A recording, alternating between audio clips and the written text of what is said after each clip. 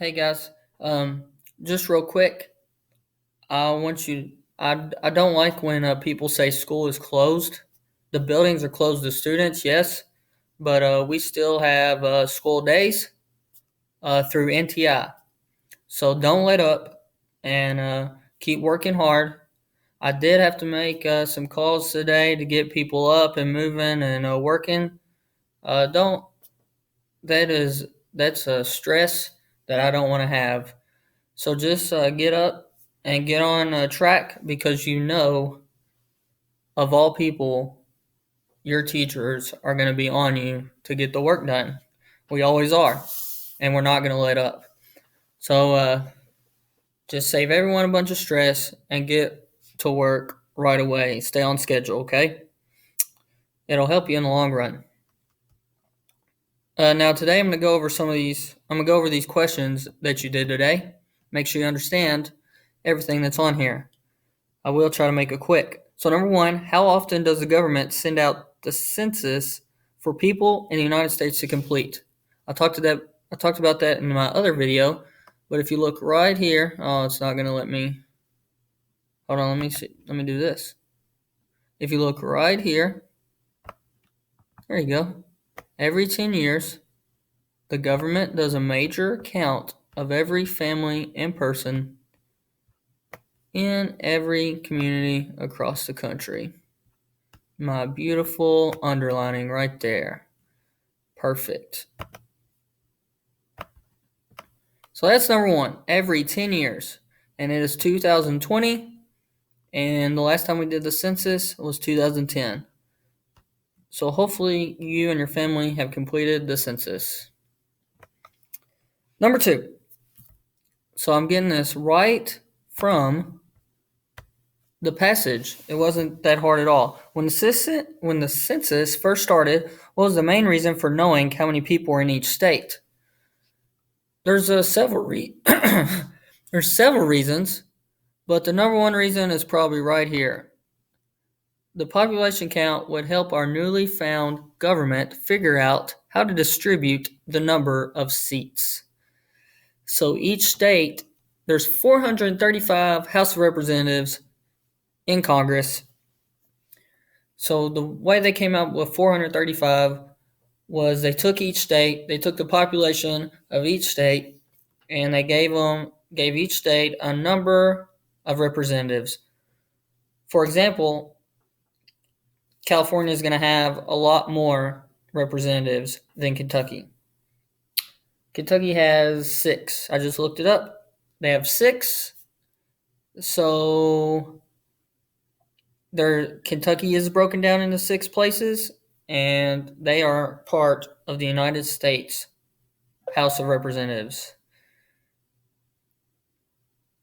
So it's based on the number of people. How do they get that number of people in each state? By this census data. What does the Census Bureau, it's a hard word to say, do? The Census Bureau is an organization with thousands of people who work daily to complete the huge task of counting each and every person living in the United States. So then again, it says every 10 years, the Census Bureau distributes census surveys across the country. So you can do that online now. They don't distribute them door to door or in the mail like they used to. Look at the bottom. The Census Bureau also sends census workers called door knockers to rural areas and to houses that don't respond to survey by early April to collect answers in person too. I'm not sure they do that anymore. I haven't had.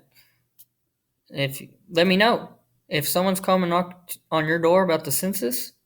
Probably not, because that would not be social distancing. But you can do that online, so I doubt there's anybody doing that. So the Census Bureau, in summary, they collect the data. Each household, how much people live in that house, and what demographics they are. Compare the census from when it started to today. So how's it changed over the years? So I put in parentheses who is counted. So we're going to read this section. A lot has changed about how people are counted. For one, now everyone is included. The first census only counted white males and females and categorized them by age and gender. So this is back in the slavery days. All other free persons, meaning mostly free blacks, were counted too, but reported in one single category. Enslaved blacks were grouped in another category. They only counted as 3/5 of a person. Native Americans were not counted at all. So the biggest difference, I would say, between today and then is that everyone is counted. Everyone today is counted fully. Okay? And here's an important thing right here at the bottom. The census count is a resident count, not a citizen count.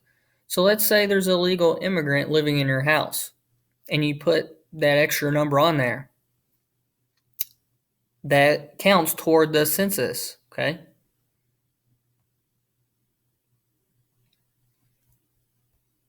Last question. How can the census results affect your life?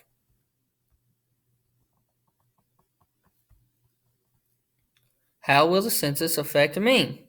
Last section. Wow. Data from the census can be used to decide which communities will get money for new schools. It'd be great to have a new school in Bullitt County, especially this old building, right? Better public buses and trains and even hospitals. So basically, the government makes decisions based off the census data. So it could improve public works projects like schools and buses, public transportation, and medical jobs and buildings like hospitals. So that is question 1, 2, 3, 4, and 5. So there's no excuse not to turn this in.